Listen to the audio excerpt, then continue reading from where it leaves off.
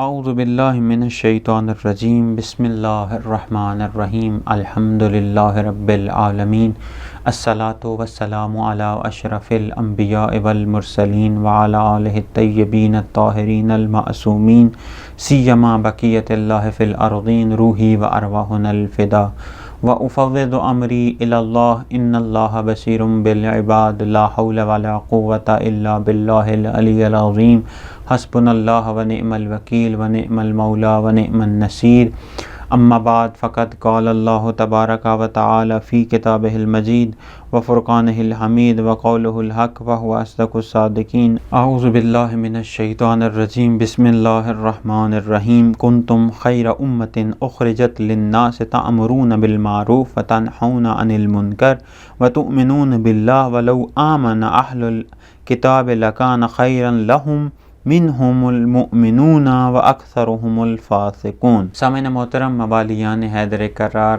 عزاداران مظلوم کربلا، خداوند متعال نے انسان کی ہدایت کے لیے ایک آئین کو مقرر کیا ہے۔ اس آئین کی تبلیغ کے لیے انبیاء کو مقرر کیا اور اس آئین کی حفاظت کے لیے معصومین کو منتخب کیا تاکہ یہ آئین قیامت تک کے لیے محفوظ رہ سکے، قیامت تک کے لیے اس کی حفاظت ہو سکے، قیامت تک کے لیے اس کی تبلیغ ہو سکے، قیامت تک کے لیے وہ آئین کا جو تبلیغ شدہ ہے اس کی حفاظت ہو سکے۔ ہم نے بات کی تھی کہ وہ آئین عرب کی سرزمین میں آیا، اس دور میں آیا، اس حالات میں آیا، ان زمانوں میں آیا کہ جب عرب کے لوگ بدو تھے، جب عرب کے لوگ جہالت کے گٹا ٹوپ اندھیروں میں مبتلا تھے، جاہلیت ان کے اندر کوٹ کوٹ کر بری ہوئی تھی۔ جاہلیت کا یہ اندازہ تھا کہ وہ بیٹوں کو زندہ رکھتے تھے اور بیٹیوں کو اگر پتہ چلتا کہ یہ بیٹی ہے تو وہ زندہ درگور کر دیتے تھے، زندہ دفن کر دیتے تھے۔ جاہلیت کا یہ عالم تھا کہ ایک معمولی سے جانور کے لیے 50 سال تک جنگیں ہوتی رہتی تھی، کئی نسلیں ان جنگوں کی صورت میں قتل و غارت کا نشانہ بنتی رہتی تھی۔ لیکن اسی ماحول کے اندر، اسی جاہلیت کے ماحول کے اندر، اسی جاہلیت کے اندھیروں کے اندر رسول اکرم نے چراغ ہدایت کو جلایا۔ رسول اکرم نے ہدایت کے اس چراغ کو روشن کیا کہ جس کا نام اسلام ہے، جس کا نام قرآن ہے، جس کا نام تعلیمات اسلام ہے، اور جس کے نتیجے میں رسول اکرم نے وہ قوم کے جو جاہلیت کی گٹا ٹوپ اندھیروں میں پڑی ہوئی تھی، قرآن نے اس کو خیر امت کا لقب دیا۔ کنتم خیر امت اخرجت للناس، یعنی قرآن نے اس کو خیر امت کا لقب دیا۔ وہ قوم، وہ ملت، وہ امت کہ جو جاہلیت کے اندھیروں میں تھی، رسول اکرم نے اس کو خیر امت قرار دیا، خیر امت بنا دیا۔ لیکن یہی خیر امت، یہی امت مسلمہ کہ جو خیر امت قرآن کی نظر میں تھی، اس کے اوپر ایک وقت ایسا بھی آیا کہ یزید جیسا حاکم برسر اقتدار آ گیا۔ وہ کون سے اسباب ہیں، وہ کون سی مشکلات ہیں، وہ کون سے ایسے اثرات ہیں کہ بات اس مقام تک آ پہنچی کہ ایک فاسق و فاجر، علناً فساد کرنے والا، علناً گناہان کبیرہ کو انجام دینے والا، علناً حدود خدا کو توڑنے والا امت مسلمہ، اس امت مسلمہ کے جو خیر امت تھی اس کا حاکم بن گیا۔ کل ہم نے یہ عرض کیا کہ کس طریقے سے یہ بگاڑ پیدا ہوا، کس طریقے سے یہ بگاڑ پیدا ہوا اور کہاں پہ یہ بگاڑ پیدا ہوا، اور جب یہ بگاڑ پیدا ہو کے جوان ہوا تو کس طریقے سے پھر امام حسین علیہ السلام نے اس بگاڑ کو ختم کرنے کی کوشش کی۔ یہ ایک بگاڑ کہ اس کا پہلا جو اثر تھا، پہلی وجہ تھی کہ امت مسلمہ کے جو خیر امت تھی یزید کی حکمرانی تک کا سفر کرتی ہے، امت کے اندر بگاڑ کی وجہ سے، امت کے اندر انحراف کی وجہ سے، امت کے اندر ان چیزوں کی وجہ سے کہ جو خیر امت کو یزید کی حکمرانی تک لے کے چلی گئیں۔ کل ہم نے اس کے بارے میں تفصیلاً بات کی۔ آج ہم بات کریں گے اس کے دوسرے اثر کے بارے میں کہ وہ کون سی وجہ تھی، وہ کون سی مشکل تھی، وہ کون سا سبب تھا کہ امت مسلمہ یزید جیسے فاسق و فاجر کو اپنا حکمران مان لے؟ وہ مشکل، وہ سبب، وہ اثر ولایت سے دوری، ولایت سے روگردانی، ولایت سے اپنا رخ موڑ لینا، ولایت کے محور سے نکال کر کسی اور محور میں چلے جانا۔ دیکھیے جس طرح کل بھی عرض کیا تھا کہ یہ بگاڑ کہ یزید یا یزید جیسا کوئی برسر اقتدار آگے آ جائے یا یزید برسر اقتدار آیا، اس کی وجہ یہ نہیں کہ یہ امام حسین علیہ السلام کے دور میں مسائل ایسے پیدا ہوئے، امام حسین علیہ السلام کے دور میں امت کی طرف سے مقدمات فراہم ہوئے کہ یزید یا یزید جیسا فاسق و فاجر حکمران بن گیا، بلکہ اس کی ابتدا، اس کے جو اسباب ہیں، اس کے جو علل ہیں، اس کی جو علتیں ہیں، اگر ہم ان کا دقیق مطالعہ کریں، اگر ہم ان کو دقیق طریقے سے دیکھیں تو رسول اکرم صلی اللہ علیہ وآلہ وسلم کی آنکھ بند ہونے کے بعد یہ مقدمات شروع ہو گئے تھے۔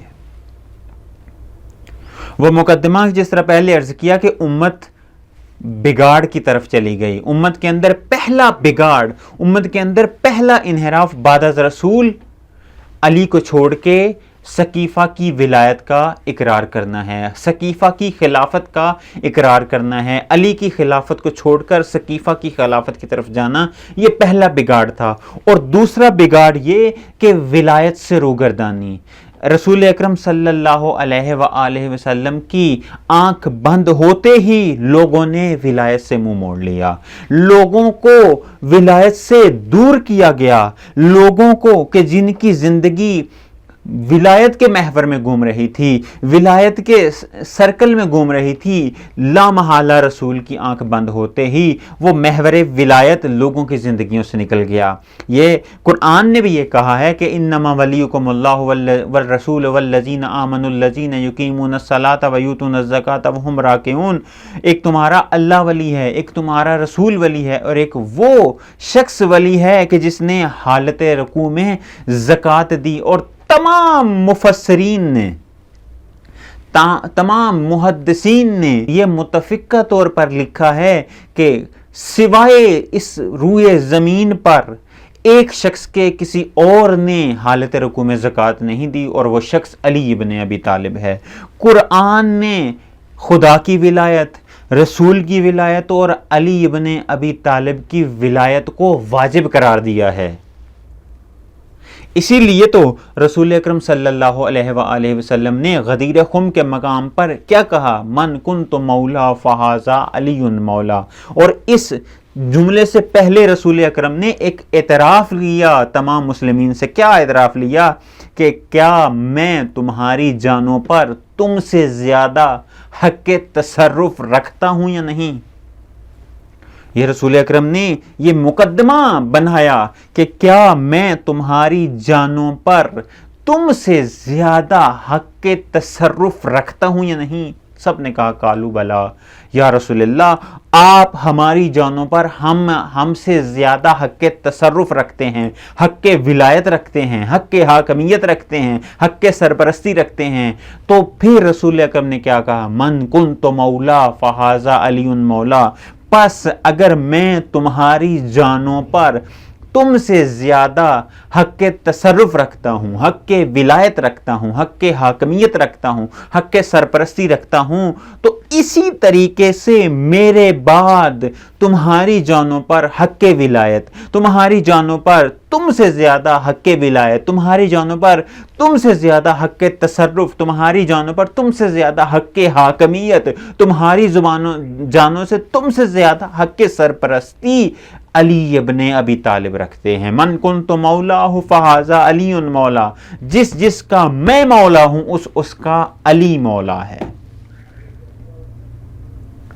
اس کا علی مولا ہے۔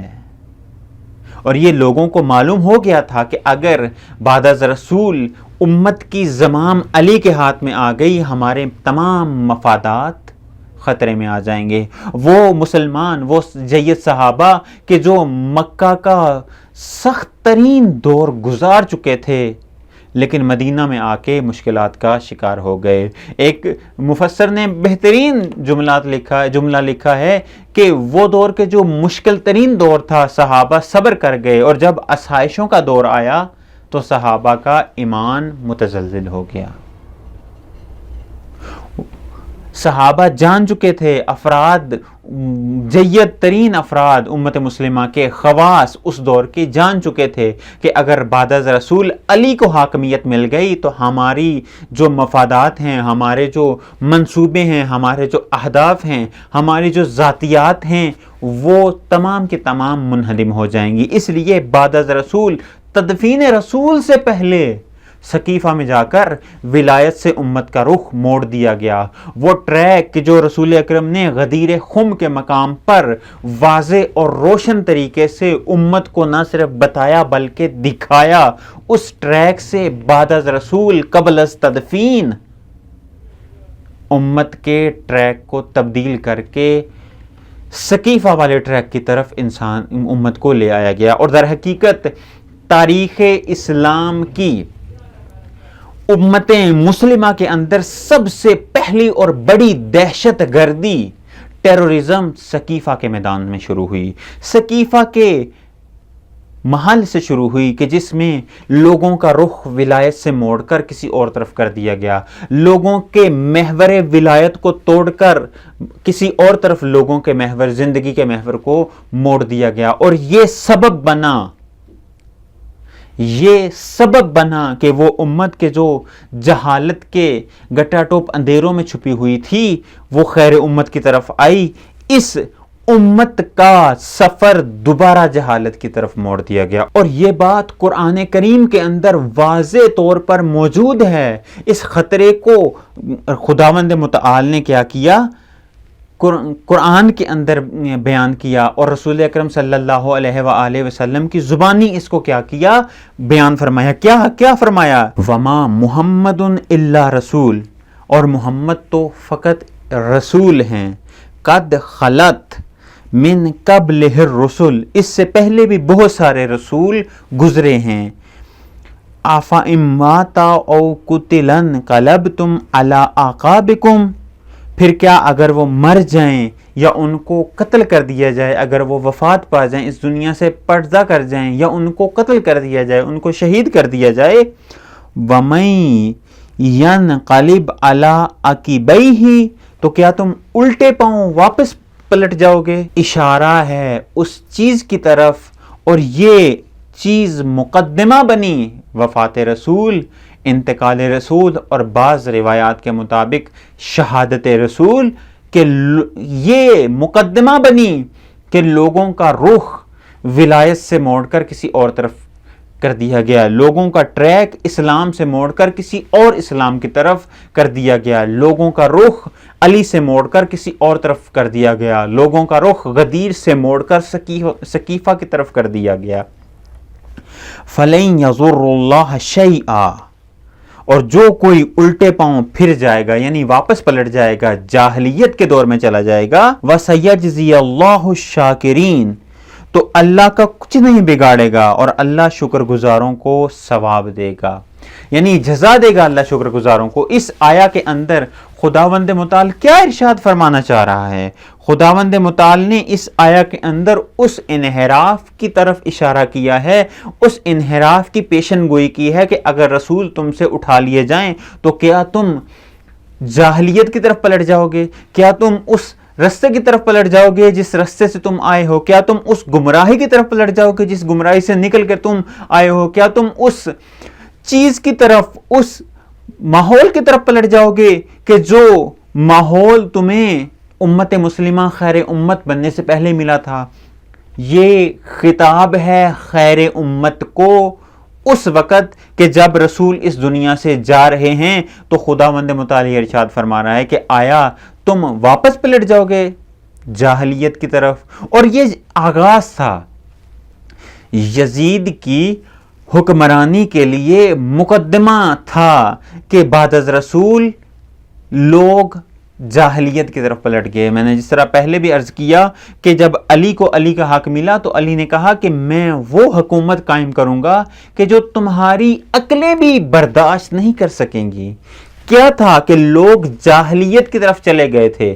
لوگ جس طریقے سے قبل از اسلام لوگوں کی حالت تھی وہی حالت علی کے دور میں آ گئی. اسی لیے دیکھیے مولا علی کا دور بہت ہی کروشل دور ہے. مولا علی کا دور بہت ہی مہم اور انتہائی نازک دور ہے کہ جس کے اندر مولا علی نے جو جنگیں کی ہیں کفار سے نہیں بلکہ مسلمین سے کی ہیں.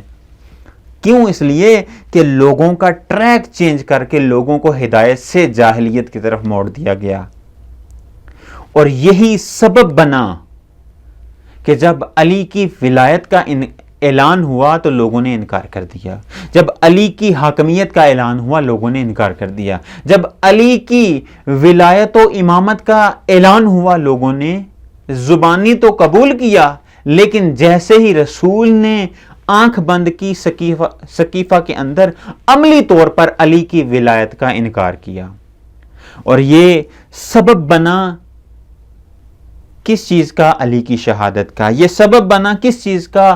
امام حسن کی صلح کا اور صلح کے بعد شہادت کا. اور یہ سبب بنا یزید کی حکمرانی کا. دیکھیے غدیر کی فراموشی، غدیر فراموشی وہ ٹرننگ پوائنٹ تھا امت مسلمہ کا. وہ ٹرننگ پوائنٹ تھا امت مسلمہ کا. وہ نقطہ عطف تھا امت مسلمہ کا کہ بعد از رسول بجائے ولایت کی طرف آتے سقیفہ کی طرف چلے گئے. بعد از رسول بجائے حکم غدیر کی طرف آتے حکم سقیفہ کی طرف چلے گئے. یہ وہ پوائنٹ تھا کہ جس پوائنٹ کو ہم شمار کر سکتے ہیں کہ امت مسلمہ کا دوسرا جو نقطہ عطف خیر امت سے یزید کی حکمرانی کا وہ یہ ولایت فراموشی، غدیر فراموشی، انکار ولایت. دیکھیں بعد از رسول 2 ماہ 10 دن کے بعد کہ جب رسول اکرم صلی اللہ علیہ وآلہ وسلم اس دنیا سے چلے گئے، پردہ فرما گئے، انتقال کر گئے، تو وہ بی بی کہ جو کبھی گھر سے باہر نہیں نکلی اس ولایت کی خاطر وہ گھر سے باہر آئی. لوگوں کا کہ گھروں کا دروازہ کھٹکھٹایا. کس لیے؟ اس لیے کہ 2 ماہ 10 دن پہلے غدیر کے اندر جو رسول سے سنا تھا فقط آ کے اس کی گواہی دے دو کہ ہاں رسول نے یہ کہا تھا. بعضوں نے دروازہ نہیں کھولا اور بعضوں نے کہا ہمیں یاد نہیں. اور یہی غدیر کی فراموشی، انکار غدیر، انکار ولایت سبب بنا جناب سیدہ کی شہادت کا. اور ولایت کی راہ میں پہلی شہید جناب سیدہ ہیں. چونکہ ولایت نہ تو عقیدہ آسان ہے، نہ ولایت کو اپنی عملی زندگی میں کرنا آسان ہے، اور نہ ہی ولایت کے اوپر قائم رہنا آسان ہے. ولایت کے عقیدے کے لیے قربانیاں چاہیے. ولایت کا عقیدہ رکھنے کے لیے اپنے آپ کو امتحانوں کا خوگر کرنا چاہیے. چونکہ ولایت کا عقیدہ جان بھی مانگتا ہے، ولایت کا عقیدہ دفاع بھی مانگتا ہے، اور ولایت کا عقیدہ بعض اوقات دفاع ولایت کے لیے سر کو بھی مانگتا ہے. پس یزید کی حکمرانی، یزید کا برسر اقتدار آنا امت کی ولایت فراموشی کا نتیجہ تھا. یہ ولایت فراموشی ہی تھی کہ لوگ غدیر کو چھوڑ کے سقیفہ کی طرف چلے گئے. یہ ولایت فراموشی ہی تھی کہ لوگ علی کو چھوڑ کے دوسروں کی طرف چلے گئے. یہ ولایت فراموشی ہی تھی کہ لوگوں کا رستہ ولایت کے محور سے نکال کر کسی دوسرے محور کی طرف موڑ دیا گیا. یہ ولایت فراموشی ہی تھی کہ حسن کو صلح کرنی پڑی، اور یہ ولایت فراموشی کا نتیجہ ہی تھا کہ یزید جیسا حاکم فاسق و فاجر اقتدار میں آ گیا. اور یہ ولایت فراموشی کا نتیجہ ہی تھا کہ کربلا کے میدان میں فقط 72 آئے. بس امت مسلمہ کا خیر امت سے یزید کی حکمرانی تک کا سفر کا دوسرا سبب کہ یزید برسر اقتدار آ گیا ولایت کی فراموشی اور انکار غدیر، انکار ولایت ہے. جب بھی غدیر کا انکار ہوا ہے دین کو نقصان پہنچا ہے، جب بھی ولایت کا انکار ہوا ہے دین کو نقصان پہنچا ہے۔ اور یہ بات میں نے بہت ساری جگہوں پہ کہی ہے کہ جب بھی دشمن نے دین کو نقصان پہنچانا چاہا ہے تو دشمن نے دین کے مقابلے میں بے دینی کو نہیں عام کیا بلکہ دین کے مقابلے میں دین کو عام کیا ہے۔ جب بھی ولایت کو نقصان پہنچا ہے تو ولایت کے مقابلے میں ولایت ہی آئی ہے۔ جب بھی مرجعیت کو نقصان پہنچا ہے مرجعیت کے مقابلے میں مرجعیت کو لایا گیا ہے۔ جب بھی توحید کو نقصان پہنچا ہے توحید کے مقابلے میں توحید کو لایا گیا ہے۔ جب بھی نبوت اور رسالت کو نقصان پہنچا ہے تو نبوت اور رسالت کے مقابلے میں نبوت اور رسالت کو لایا گیا ہے۔ جب بھی امامت و ولایت کو نقصان پہنچا ہے امامت و ولایت کے مقابلے میں امامت و ولایت کو لایا گیا ہے۔ اور یہ بات بہت ہی نازک مرحلے پہ آ جاتی ہے۔ دیکھیں علی جیسا مشکل کشا امام وہ بھی مشکل میں آ جاتا ہے کہ جب لوگ اصلی ولایت کو چھوڑ کر نقلی ولایت کی طرف چلے جائیں۔ خداوند متعال سے دعا ہے خداوند متعال ہمیں حقیقی معنی میں ائمہ معصومین کی ولایت کی معرفت حاصل کر کے اس کو اپنی عملی زندگی میں لاگو کرنے کی توفیق عطا فرمائے۔ والسلام علیکم ورحمۃ اللہ وبرکاتہ۔